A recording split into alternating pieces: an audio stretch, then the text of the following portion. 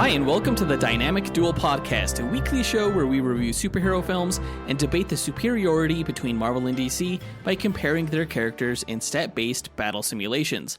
I'm Marvelous Joe. And I'm his twin brother, Johnny DC. And in this episode, we are going to review the Catwoman Hunted animated film released by DC recently. It is not good. It is pretty bad. It is, God, it's so fucking bad. It's not that bad. It's short.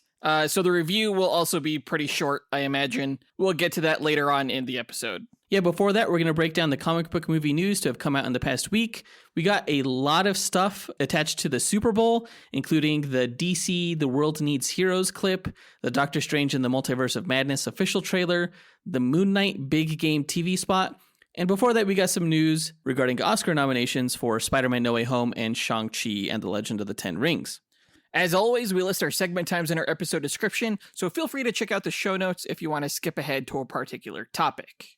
And some of you may be surprised to hear a couple of ads before this episode. So as Jonathan and I mentioned a few weeks ago, we have taken down the paywall for this podcast, so all the episodes are available to the listening public.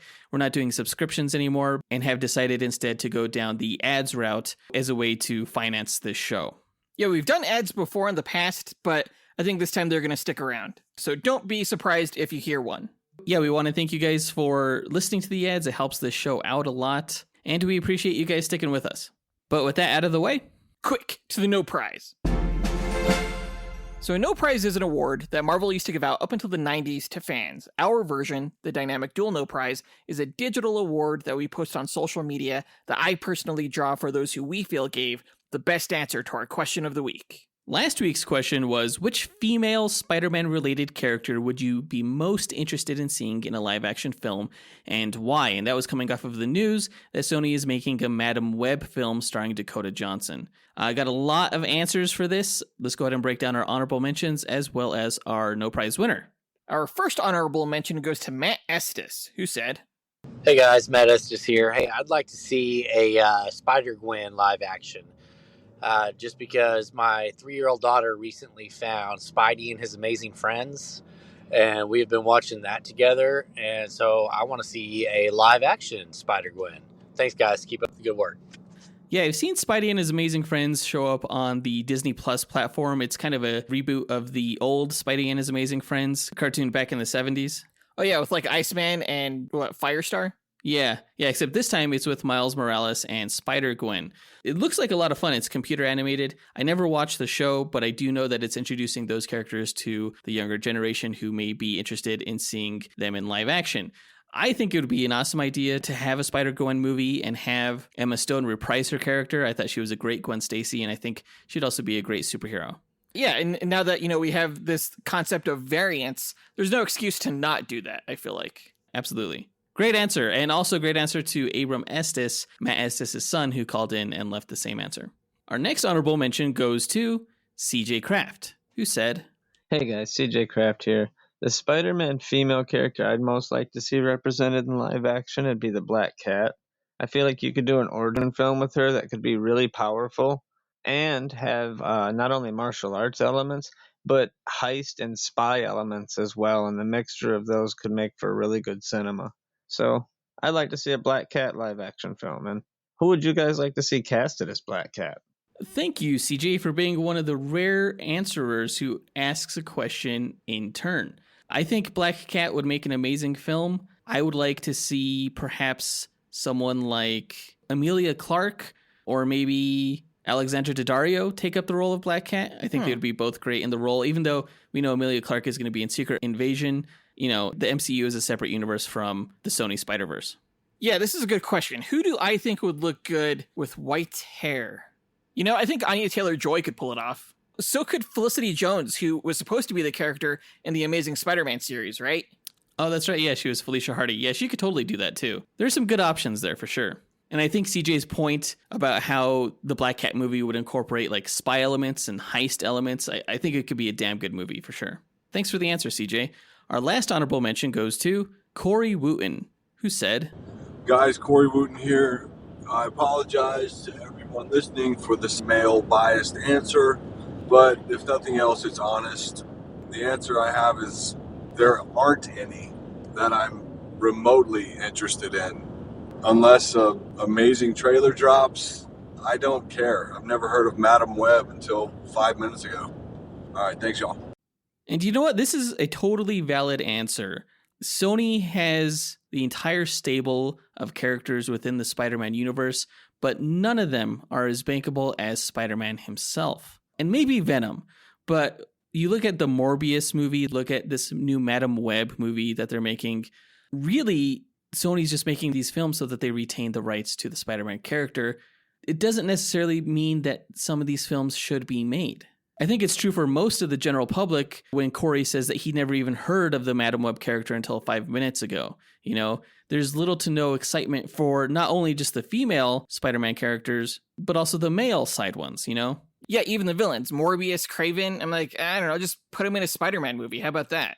Right, exactly. And I would really love to see Black Cat or Spider-Gwen or Jessica Drew Spider-Woman in a live-action role in a Spider-Man film. I think really they just need to make more Spider-Man movies and then branch out these characters if they prove popular enough into their own solo movies. I think it's kind of a dangerous game that Sony is playing right now, and I'm not sure it'll pay off for them in terms of box office receipts. Like, I don't think Morbius is going to make that much money. I really don't think a Madam Web movie would make that much money. I think a Spider-Ham movie would make more money than a Madam Web movie. That's probably true. Yeah. We'll see. Thanks to everyone who visited our website and took the time to leave an answer, including Chumno, Rick from the Retronomapod, and Abram Estes, as we mentioned earlier. The winner of this week's No Prize, however, is Lizzie Dyer, who said, Hey, it's Lizzie. The female Spider-Man character I want to see on screen is Spider-Girl, a.k.a. Mayday Parker. She's the daughter of Peter and MJ. It'd be great to see the next generation of heroes and villains, including Normie Osborn. You have J. Jonah's grandson and Flash Thompson's son. May develops a crush on all three of them at some point, much to her father's chagrin. So seeing Toby and Kirsten reprising their roles, but this time as the overprotective parents, would be hilarious. The end. For now. I love that fans are coming up with new ways to keep their Toby Spider-Man and their Andrew Spider-Man in these stories. These are the films that Sony needs to be making. Absolutely. This is by far my favorite answer because I think May Parker, Peter Parker, and Mary Jane's daughter is a character that holds up to Spider-Man himself. You know, in terms of that whole legacy factor, I would love to see Toby and Kirsten Dunst kind of like provide closure to audiences with their marriage, see them grow old and happy, have a daughter, and just be superhero parents. Yeah, that's something we haven't seen on the silver screen before. It's something they're currently exploring in Superman and Lois really well. And I think it would be great to see that in the Marvel universe as well with characters we grew up with. Because a lot of us are parents now ourselves. There's so many different ways that Sony could take this whole thing, and yet they're making Madam Web, which is strange. But we'll see how it all turns out. Congrats again to Lizzie Dyer for winning this week's No Prize. If you, the listener, want a shot at winning your own No Prize, stay tuned to later on this episode when we'll be asking another question of the week. And now that that's done, on to the news.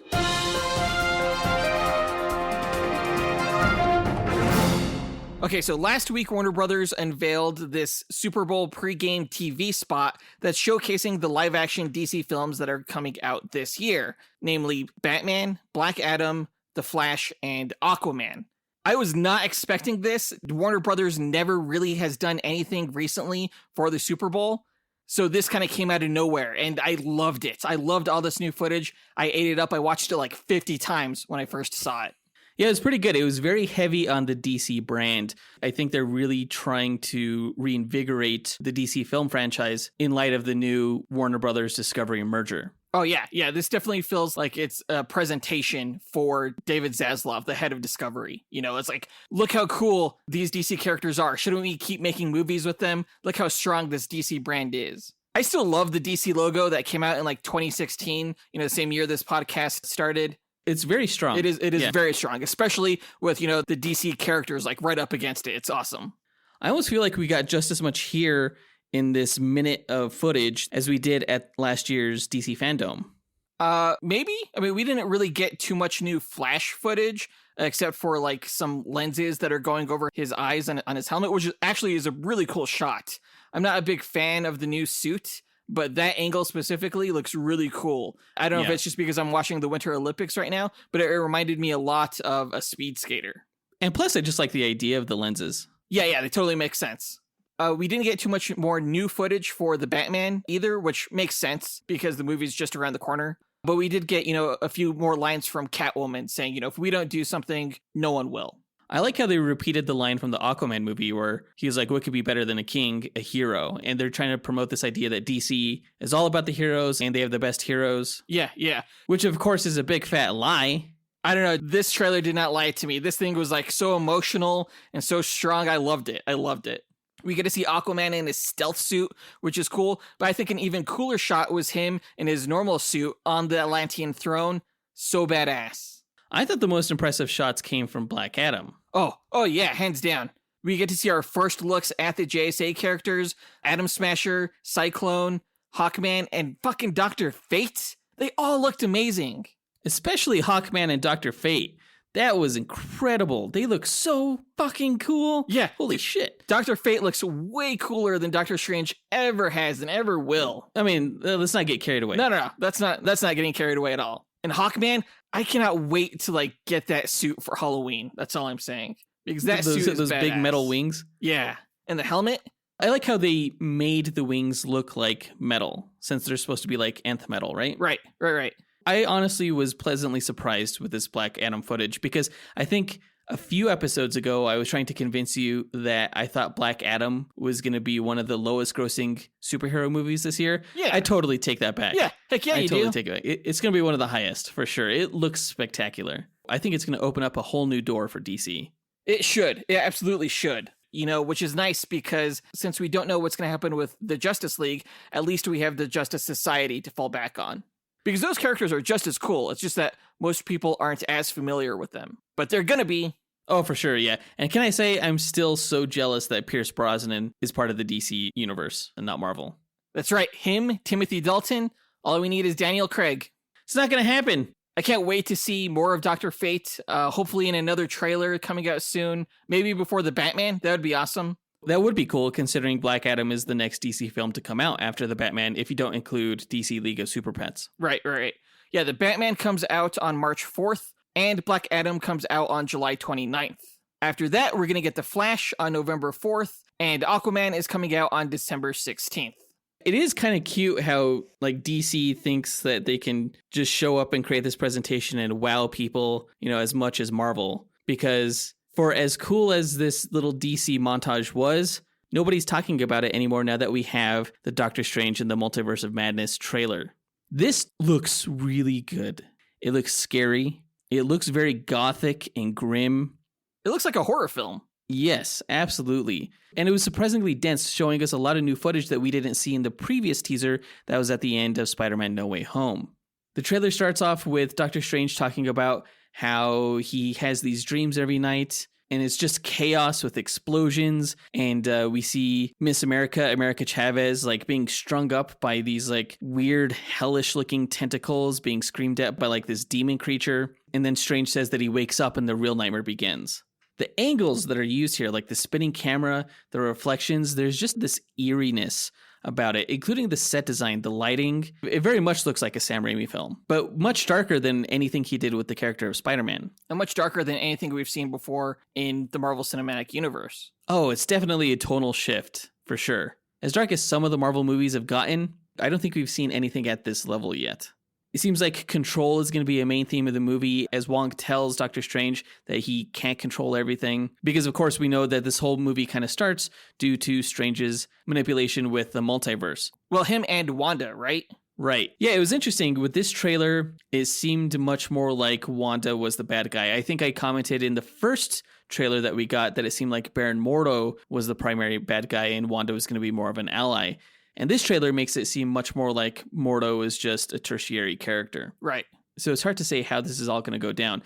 Ultimately, it may be a Doctor Strange variant himself who is the ultimate bad guy, because we got to look at not one, but two additional versions of Doctor Strange, including the Defender Doctor Strange with his black outfit, who looks absolutely grotesque and horrifying as the last shot in this trailer, where he has these black shadow creatures coming from him. Yeah. But we also see zombie pirate Sinister Strange guy who has a line when he says things just got out of hand, It seems like there's just so much that Doctor Strange is going up against in this movie. It's going to put him through the ringer. I already know. It's going to be full of tension. And potentially cameos. Oh, for sure. Yeah, because one of the other things that Strange has to deal with in this movie is what looks like the Illuminati, which, for those who don't know, the Illuminati is a secret group of Marvel heroes consisting of some of the most gifted and influential minds on the planet, including Tony Stark, Black Panther, Professor X, Black Bolt. Yeah, there's a voice in the trailer that a lot of people are speculating is Professor X, is Patrick Stewart as Professor X. It's absolutely Patrick Stewart's voice. I don't know who else he could be playing except for Professor X. I think he's playing Ralph Bohmer's father. Well, Professor X is not the father of Quicksilver. You might be thinking of Magneto. No. If it was Ian McKellen, you could make that joke. I'm still making it. Ralph Bohner. Oh my God. It better not be some kind of like bait and switch red herring shit. I'm pretty sure it's not. It's interesting because when Strange is being taken up in front of this group, when he's arrested with these high-tech handcuffs, he's being escorted by these Ultron droids. Yeah, they look like a mixture between Ultron and Iron Man. I thought they looked very much like Ultraman, which is who I thought they were at first. I was like, wait, what is Ultraman doing in this movie? But no, it seems like maybe Tony Stark is going to be on this Illuminati council. Whether or not it's played by Robert Downey Jr. or somebody else, we'll have to see. They could definitely go both routes. Well, yeah, one of the reasons I was thinking it wasn't the Illuminati is because, Tony Stark is dead and Chadwick Boseman, who played Black Panther, wouldn't be on that council as well. But if you're going to go with variants like Tom Cruise, like, I don't know, Wesley Snipes or something, then you could totally do it. Wesley Snipes as T'Challa? Yeah. Wasn't he supposed to be Black Panther a long time ago? A long time ago. Yeah, there were rumors about that. Well, there you go. What fascinates me about this trailer is that Marvel's marketing recently for their past few films have barely hinted at the broader story contained in the film. So if this is just the tip of the iceberg, this movie is going to be fucking insane. Totally insane. And as insane as a Doctor Strange movie should be. We went into some pretty trippy stuff with the first Doctor Strange movie, but this film looks like on another level, broaching arenas that only Doctor Strange can go. I watched this trailer frame by frame and pausing it and looking at some of the visuals on display here, like when him and America Chavez are blasting through these star portals through dimensions, and they're like being turned into cubes at one point while he's that's screaming. gross. It was fucking weird, man. And like towards the end, when we see the Defender Strange in his black costume, and he's like fighting these like inky, oily demon forms kind of. And there was this other shot where Doctor Strange opens this vault door and there's just this kaleidoscope of cosmic ruins. It's just so surreal. Actually, you know what I just realized? What if Nightmare is the villain of this movie? And that's like what the opening line of this trailer sets up or teases. Oh, the whole Nightmare thing? That's possible. I mean, if he is, he's probably just like pulling the strings from behind. But I do think ultimately it is the Scarlet Witch who is the ultimate bad guy, considering she looks kind of evil in this trailer. Yeah. There's a line that she says where you break the rules, Strange, and you get called a hero. I break the rules and I'm the enemy. How's that fair? Which is, like the answer to that is he breaks the rules for selfless reasons. Wanda broke the rules for selfish reasons. Right. Even though she was grieving. You can't blame her too much. But there's a shot where she's like covered in blood. Oh, yeah. In this trailer. Oh, man. Several freaky. shots, yeah. Yeah. It's going to be awesome. I hope this trailer isn't like trying to make it seem scarier than the movie actually is. I don't think they would do that. I don't think that's a good marketing move. There's also this other shot of what I thought was like Nova. I don't know why I thought it was Nova. I'm just really wanting to see Nova in a movie. But it looks like it's Photon, Monica Rambeau. She's attacking Scarlet Witch in this trailer. Oh, is that who that was? I Yeah. thought it was Captain Marvel, like Brie Larson's. No, she was black. Oh, it just happened too quick. I didn't get a good enough look.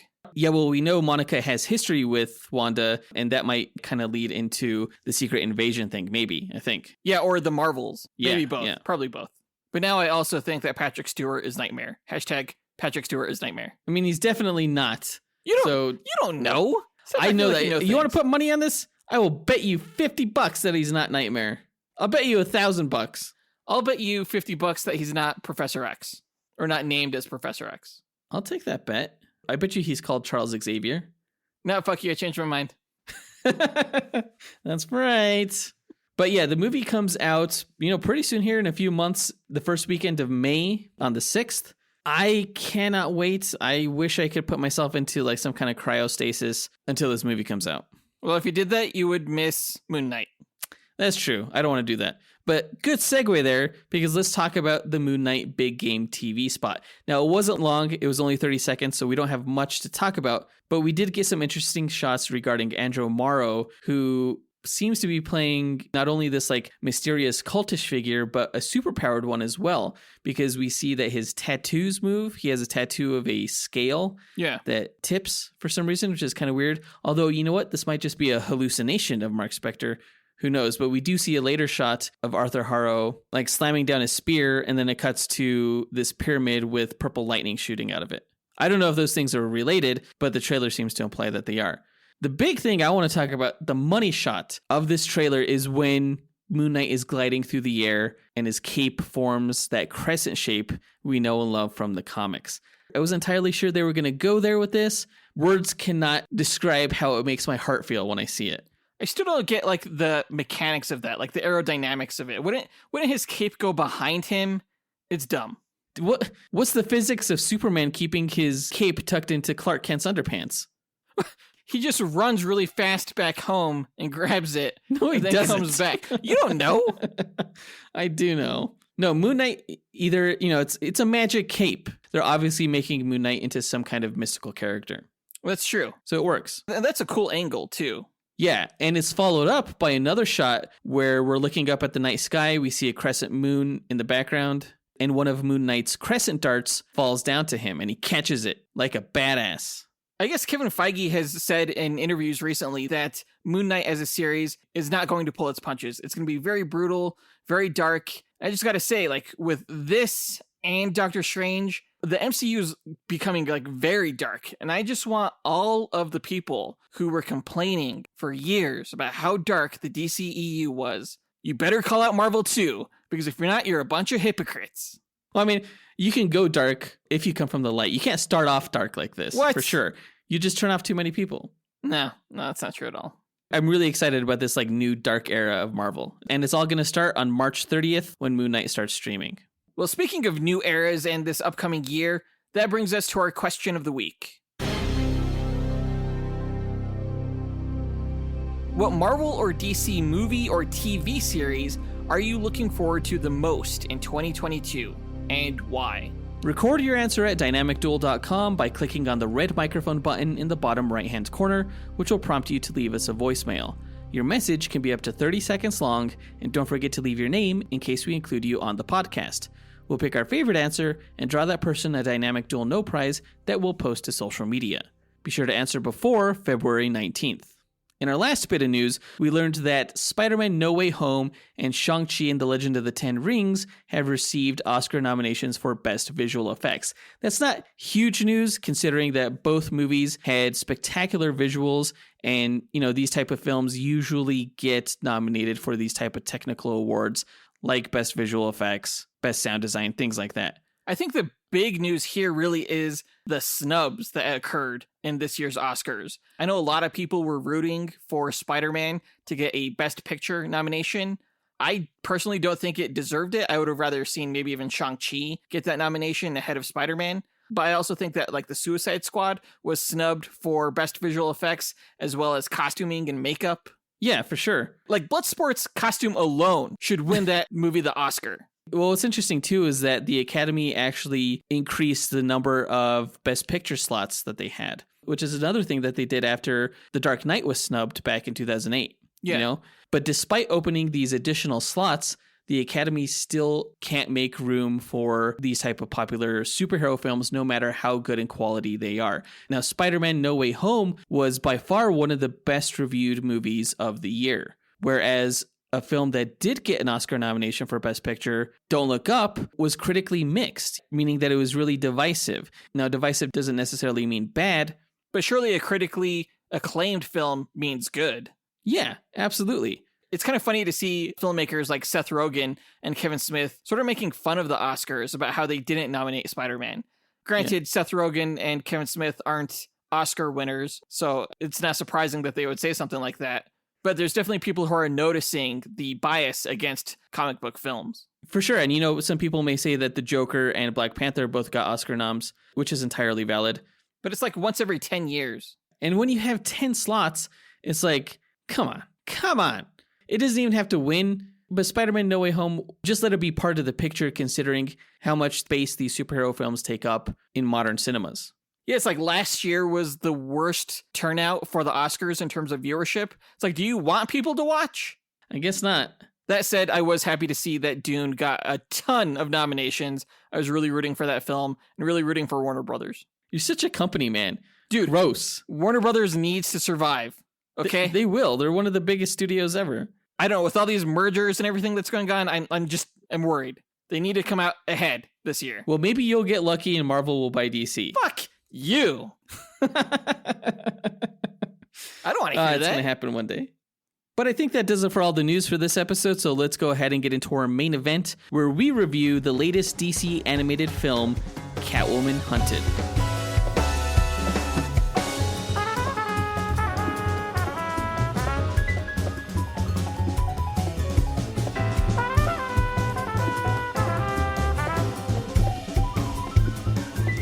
Okay, Catwoman Hunted is DC's latest animated feature, directed by Shinsuke Terasawa, who's a veteran of directing anime. Catwoman Hunted is technically an anime, though its writing is American. It was written by Greg Weisman, who's the showrunner for DC's Young Justice animated series, which is good. It's an Emmy award-winning series, but I can't say that got me excited for this movie. Catwoman without Batman, to me at least, isn't the biggest of draws, and just based on the seemingly exploitive trailers of this feature, I wasn't really looking forward to watching or reviewing this film. And maybe it was better to go into it with those low expectations, because I actually found myself somewhat enjoying it as I watched it.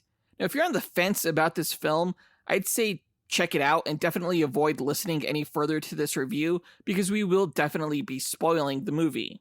That said, if you're not interested in watching it, definitely don't go out of your way to see it either. I would agree. I think I was extremely let down by this movie. I maybe went in with too high of expectations because the trailers made it seem like a whole lot of fun. And while it was in parts, you know, there are things to commend about this movie that I'm sure we'll talk about later, including the voice cast and the action. But I don't think the movie was any good at all in the areas where it mattered, namely story. Yeah, you know, I would agree. But I think what surprised me the most about this film was the approach they took with the character and story. You know, it was an action-packed, globe-trotting spy genre film, which I've sort of seen in the comics before, like Catwoman When in Rome, that was written by Jeff Loeb. But this movie was much more over the top, which kind of suited its anime nature, I felt. You know, there were ninjas fighting robots, giant demons and zombies, and even bubbling mutants like in Akira. I never thought I'd see that in a Catwoman story. But because of the large cast of DC characters they fit in here, it somehow worked, somewhat. I feel like this whole film was a test to see if they could do a Catwoman film without Batman now, since their last attempt with Halle Berry failed spectacularly. As proof of concept, I think this film proves that yes, you can do Catwoman without Batman. I totally agree. I think you can. I think they just keep screwing it up with Halle Berry's movie and this movie. And honestly, there were parts of this movie that kind of reminded me of Halle Berry's Catwoman. Really? Yeah, and just like some of the things that she says make me want to die of embarrassment. It's just so cheesy. Yeah, I can see that.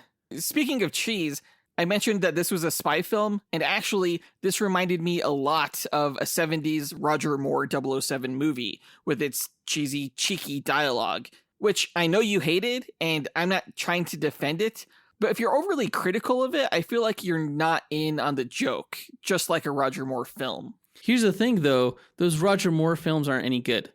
They're pretty bad. Like, I would rate some of those Roger Moore films, like, pretty low. Yeah, that's fair. But Catwoman, I think, was pretty on character in this movie. You know, she's always been this sultry, flirtatious, and manipulative minx, and they definitely played that up in this film. And I was expecting that, you know, from the trailers, but I was sort of surprised to see that by the end of this film, it was all revealed to be an act. Like, she was conning everyone, whether it was to shut down Leviathan or get Batwoman's cell phone. Yeah, to the detriment of the film. Like, basically, they saved all the character development for the last, 30 seconds, which is not good for your movie. When your main character is one-dimensional, you lose the soul of your film, and this movie did feel very hollow.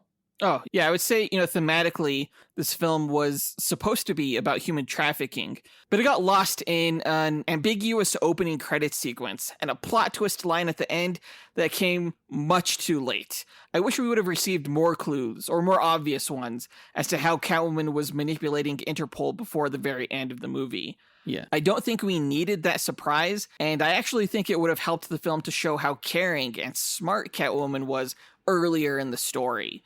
It wasn't just about a jewel, but about stopping Leviathan's trafficking. Yeah, I wouldn't say that human trafficking was the theme of this movie so much as an afterthought. And it portrayed this character who had very righteous motivations of stopping trafficking and turned her into this wisecracking, annoying horn dog. Horn cat, there you go, yeah. Yeah, I think Catwoman's character would have been much better served with a longer film. I think in general, this whole movie is lacking quite a bit of story and character development. The movie was only 80 minutes long, and frankly, it could have been one of DC Showcase's animated shorts, like Superman, Shazam, The Return of Black Adam, or Batman, Death in the Family. Yeah, this movie could have been 10 minutes long. If you add up the minutes of Catwoman Hunted, I'm guessing most of the film's runtime would actually be like a chase or fight action sequence, which is fun, but I prefer story and theme always. Though the action was good, I thought. Yeah. The action, totally fine. I've seen much better anime action, and I've seen even better Western animated action in DC films, no less. That said, I do think the animators did a great job with the film. I hope they do more DC anime features in the future. You know what this film, I think, tried to be? Cowboy Bebop. Oh, yeah, from the opening credits? From the opening credits, from Catwoman's characterization, who felt very much like Faye Valentine, but especially with the music. Ooh, I loved the music in this. Oh, yeah, it was by far the best thing of this movie. The jazz themes were just so well done, so much fun, very much like Cowboy Bebop. If they drop a soundtrack to this movie, I would pick it up. I tried finding it. I couldn't find it. They need to. It fit really well with the visuals. Yeah, that jazz percussion fit Catwoman's movements as she's fighting or stealing gems or things like that so well. Yeah, it's very fast paced and kind of, chaotic. The music made Catwoman look cooler. And even though this was an anime, the physical depictions of the characters were for the most part pretty comics accurate. Catwoman here looks more like Catwoman from the comics than in any live action appearance she's had, even in the upcoming The Batman movie. Oh yeah, I've always been a big fan of the goggles look. Yeah, it's her coolest look by far. And Black Mask here looks more like the character did in Birds of Prey, and he acted more like him too. I actually thought Jonathan Banks from Breaking Bad fame did a terrific job voicing the menacing Black Mask. The entire voice cast did great, and it was more star-studded than your average DC animated film, or than I had even initially realized. Lauren Cohen from The Walking Dead, Kelly Hu from X-Men 2, Jonathan Frakes from Star Trek, Keith David, who has one of the best voices ever, they all lend their voices in this film.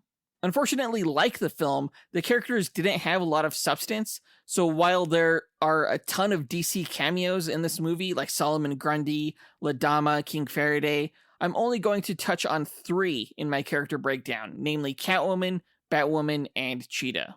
Starting with Catwoman, she was voiced by Elizabeth Gillies. I'm not too familiar with her work. I guess she's an actress on the soap opera Dynasty, but I've never seen her before. But her voice is perfect. The most perfect Catwoman voice I've ever heard. Yeah, honestly, her voice isn't too different from what I imagine Selena Kyle's voice is like in the comics. I just wish she was given better things to say. Right. But it's that perfect mix of sultry and cute and playful, but also dark. It was nearly flawless. It was great. It was perfect. Now, Selena's arc in this film involved helping a group of women who she rescued from being trafficked by the Leviathan International Crime Organization. We never see these women outside of the opening credits, but Catwoman mentions names like Anya, like Holly, several times throughout the film. In the end, we realize that Catwoman's heist of the Cat's Eye Emerald really isn't about the jewel, but about bringing down Leviathan while providing funds for the rescued women. She's something of a Robin Hood figure in that way, which I thought was a very appropriate take on the character, along with her manipulative tendencies. Everyone was just playing Catwoman's games and falling into her traps. Which again was all revealed at the 11th hour. If it wasn't for that last minute, she would be just such a shallow character. Oh, yeah. Yeah, just going after a jewel, for sure. But Absolutely. The thing is, like, when she's alone talking to herself, it's like she's still in character a little bit, you know? It's a little bit strange. I think it was definitely a different character. Like when she was on the phone talking to Holly, both in the bathtub and on the boat at the end, it was definitely a different tone to her voice. It was a little bit more serious. And I think that's, a credit to Elizabeth Gillies' performance. But there are like moments when she's talking to her cat in the car where she's like, she's too literal minded or something like that. I'm like, what the fuck is happening? I think when she was talking to her cat, she was still being playful. But when she was talking to Holly, less so.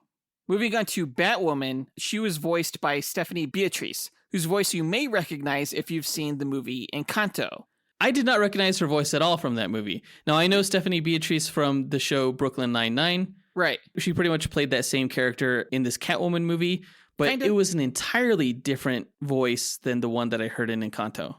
Yeah, she does the voice of Mirabelle in Encanto, which I've seen that movie way too many times now. But I have 2 daughters, so... I didn't actually care for Stephanie's voice performance as Batwoman. Her voice was low and deep, almost like she was constipated. She kind of phoned it in a little bit, it sounded like. I think so, yeah. Which is sad because, Stephanie Beatrice has a great voice and is a fan of the Batwoman character. She actually campaigned pretty heavily to play Batwoman in live action after Ruby Rose left the Batwoman TV series on the CW network. Well, yeah, she did that because the actress herself is bisexual and wanted to be a part of that representation. Right. Yeah, Batwoman, in my opinion, should not have been in this film. I don't think it needed her. She was really there, unfortunately, to play Deus Ex Machina when Catwoman got in over her head. I think if you're going to make a film about a strong, capable woman like Catwoman, and, you have her be the protagonist, you shouldn't make her a damsel in distress, which is something Catwoman kind of ended up being in each of her battles. And Batwoman was there to rescue her. That's true. Catwoman definitely needed some kind of allies in this film due to the threats they threw at her.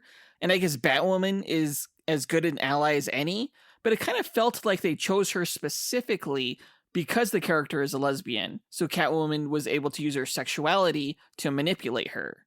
Oh yeah, that was pretty gratuitous, I thought. Yeah, absolutely. But, also kind of in keeping with Catwoman.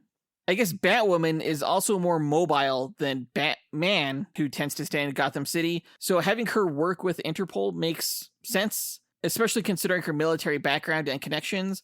Her Interpol allies, though, Julia Pennyworth and King Faraday, were pretty much throwaway cameos. And I thought it would have been cooler since they used Batwoman to show her working with her father, Jacob Kane, on the mission. That's just my 2 cents. I would have preferred if Batwoman was not a part of this movie just so that we wouldn't have to get the scene where she and Catwoman are counting down every single bad guy that they incapacitate in that Eiffel Tower fight.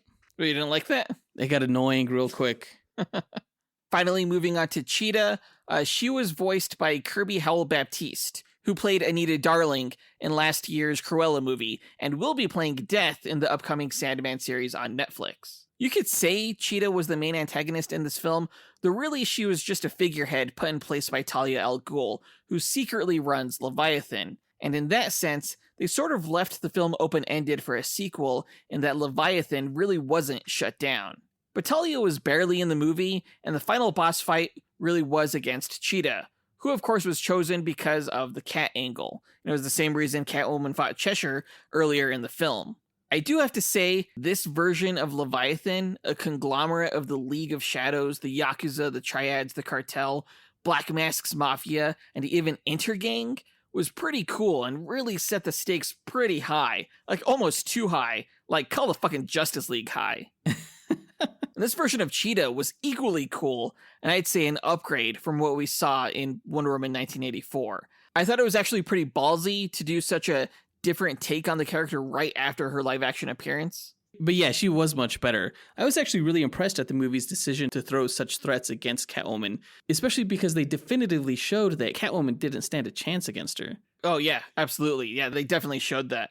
This Barbara Minerva was a socialite whose African mother worshipped the bloodthirsty god Erzkataga from whom Barbara got her power, not some fucking wishing stone. Oh, yeah.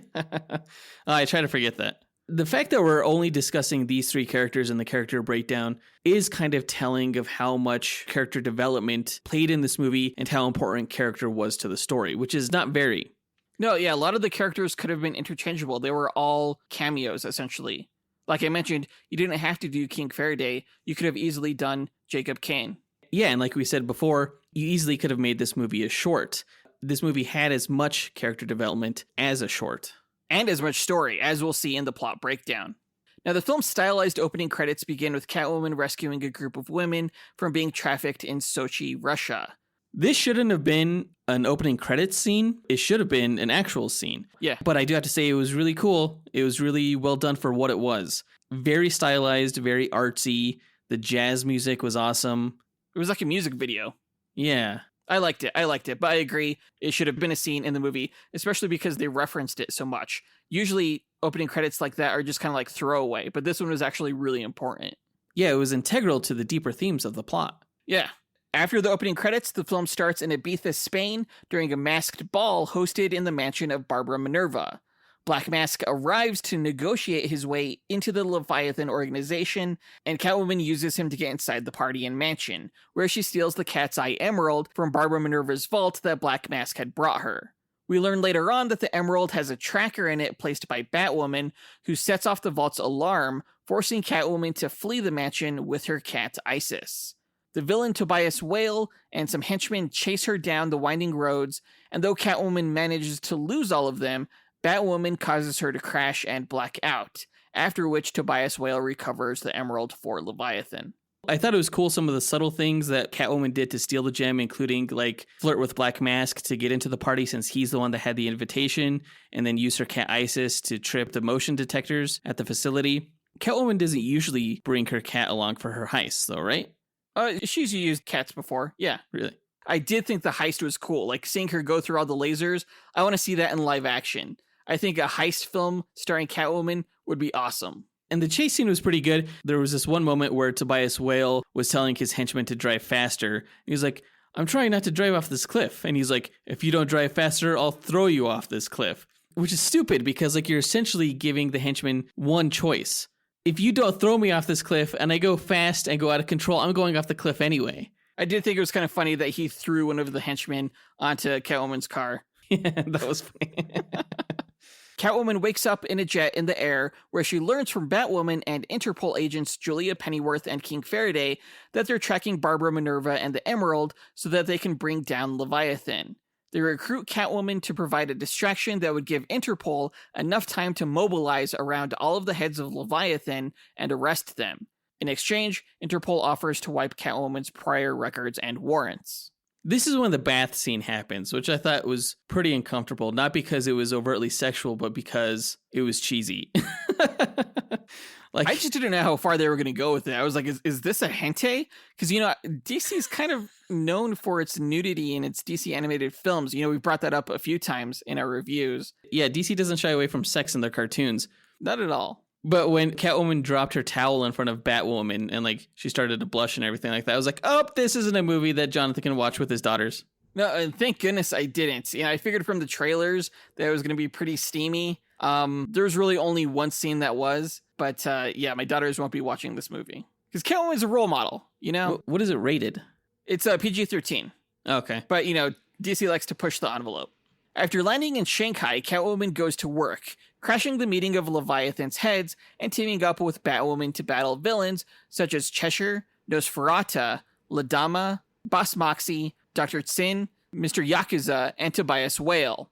King Faraday and Julia Pennyworth's Interpol team storm the building and apprehend the Leviathan heads, save for Barbara Minerva, who escapes. Since she held up her end of the bargain, Catwoman is allowed to go free. I thought the fight scenes were pretty good. I did think it was pretty lame how they took down Nosferatu because Nosferatu's like, there's too much weight. I'm slowly falling to the ground. So they like swing up onto her back and like lower her down. I'm like, that's not how wings work. But eventually she crashes to the floor. That was ridiculous. But the rest of the fights I thought were actually pretty good. I like how each villain brought their own thing to the table, whether or not it was like magic demons or techno armor or like chemically created monsters. Yeah, some of them really didn't make sense. Dr. Sin in the comics, he's an occultist, so he really should have been the one to conjure the demons. And I think Ladama probably should have done like the science-y monsters, but you know, it's fine. These are all characters from the comics, and some of them are really obscure, like Nosferatu, like Mr. Yakuza. It was pretty cool to see some of them.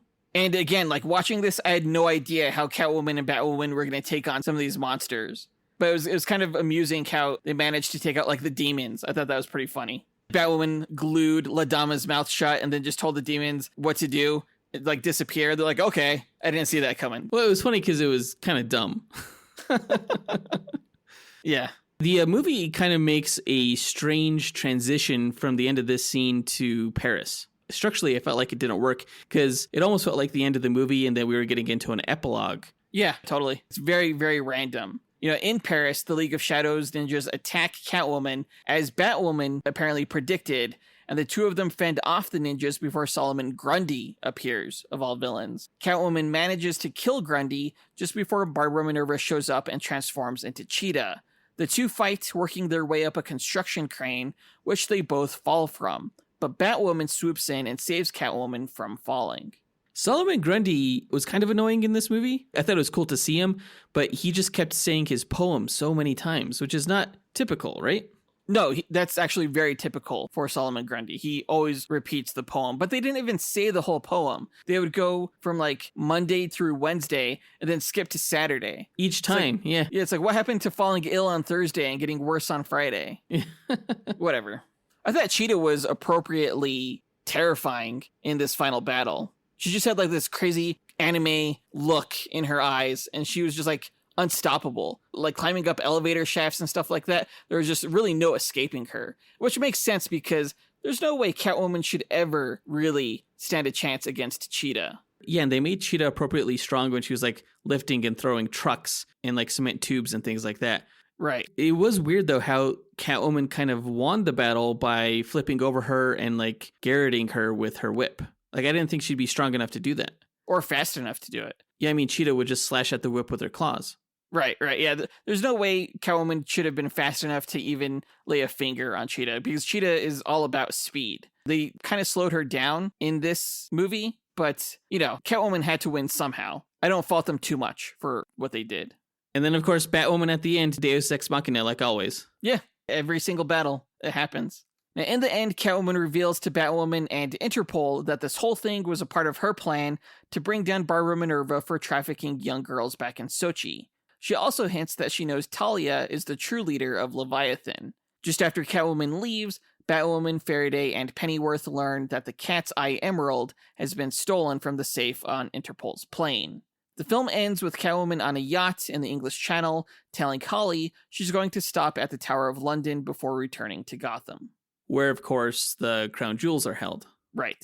Did you like the twist at the end? Or was it just cheap? No, I thought it was good, but I do remember thinking, I wish they would have hinted at that earlier. Okay. As we discussed in this review. Right. Now, like I mentioned, it's a short film, probably more suited to being one of DC's animated shorts, because it has just as much, if not less, substance. That said, the film is also pretty true to its characters and has plenty of fun action, proving that Catwoman can have her own film, hopefully next time just a better one. Catwoman Hunted was mostly bad, and one of the hardest movies to sit through in a while just because of the embarrassing dialogue. And I don't typically watch a movie for just its dialogue, but when it's that distracting, it really takes me out of the experience. Fortunately for the Catwoman movie, there were some redeeming elements, such as the voice cast and the action and the jazz score. I liked this film more than other DC films that we've reviewed recently, like Justice Society World War II, which had a bad story. Ultimately, I'd say that the film's cons balance out its pros, so I'm giving this film a middle-of-the-road 2.5 stars, which is just 1/2 star above what we rated Justice Society World War II. Little to no story is better than bad story. Yeah, I would also give this movie 2.5 stars. That's like 50%. It's not a passing grade, but it's close. The film could have been a lot better. It should have been a lot better. And hopefully one day in the future, they'll make a good Catwoman movie. Yeah, hopefully. I mean, the character deserves it. and I'm really excited to see her in live action in the upcoming The Batman movie, played by Zoe Kravitz.